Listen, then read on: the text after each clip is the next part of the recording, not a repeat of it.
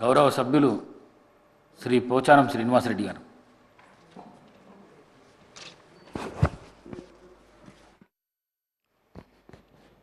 అధ్యక్ష, తమను మాట్లాడడానికి అనుమతించినందుకు ధన్యవాదాలు. తెలంగాణ తల్లి విగ్రహ రూపకల్పనపై గౌరవ ముఖ్యమంత్రి గారు చేసినటువంటి అంశాన్ని స్వాగతిస్తూ సంపూర్ణంగా మద్దతిస్తూ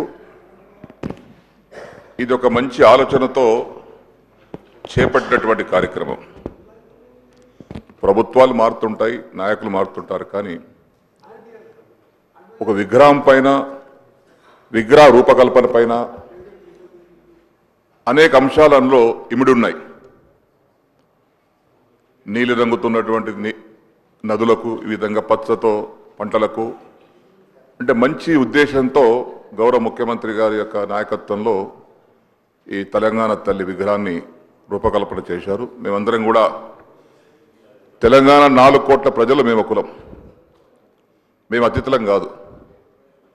మేము కూడా ఆనాడు తెలంగాణ మొదటి దశ పోరాటంలో ఉన్నాం, మలి దశ పోరాటంలో ఉన్నాం.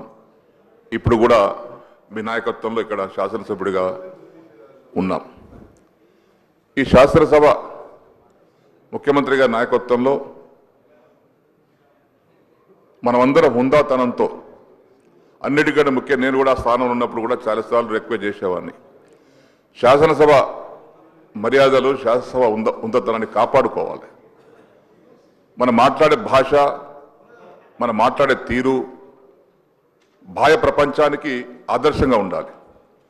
అంతేగాని చిల్లర మల్లర మాటలు మాట్లాడుకొని ఒకరొకరు నిందించుకొని, తెలంగాణ రాష్ట్రం అంటే ఒక అత్యున్నతమైనటువంటి ఆదర్శమైన రాష్ట్రంగా మనం పేరు తెచ్చుకోవాలి. ఇలా దేశంలోనే కొత్త రాష్ట్రం ఏర్పడిన తర్వాత ఈ సంవత్సరం కాలంలోనే వివిధ కార్యక్రమాలు చేపట్టి, ఎందుకంటే నేను గత 25-30 సంవత్సరాలుగా శాసనసభలో ఉన్నాను. ఒక యువకుడు ముఖ్యమంత్రిగా అయిన తర్వాత వారి నాయకత్వంలో పనులు బాగా జరుగుతూ ఉన్నాయి. అందరూ ఆమోదించాల్సిందే. సరే, రాజకీయ విమర్శలు వేరు, వాస్తవాలు వేరు. కాబట్టి ఈనాడు వారి నాయకత్వం జరిగేటువంటి కార్యక్రమాలు కానీ, తెలంగాణ తల్లి రూపకల్పనలో వారు చేసినటువంటి కృషి కానీ అభినందనీయమని చెప్పేసి కూడా ఈ సందర్భంలో తెలియపరుస్తూ ఉన్నాను.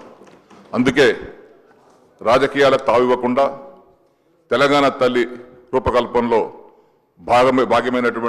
భాగస్వాములైనటువంటి అందరికీ కూడా అభినందిస్తూ, ఈరోజు సాయంత్రం కార్యక్రమం ఏదైతే ఉందో 6:05 తెలంగాణ తల్లి విగ్రహ ప్రారంభోత్సవ కార్యక్రమానికి పార్టీలకు అతీతంగా, మతాలకు అతీతంగా, కులాలకు అతీతంగా, వర్గాలకు అతీతంగా అందరూ కూడా వచ్చి పాల్గొని ఆ యొక్క తెలంగాణ తల్లి విగ్రహం, తల్లి అంటే మనకందరికీ కన్న తల్లే, తల్లిని మనం గౌరవించుకోవడం మన బాధ్యత.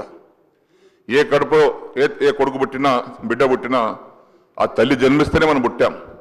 ఈరోజు తెలంగాణ తల్లి మనకు అంత జన్మించింది కాబట్టి మనం ఇక్కడ ఉన్నాం, ఈ శాసనసభ నిలబడ్డాం.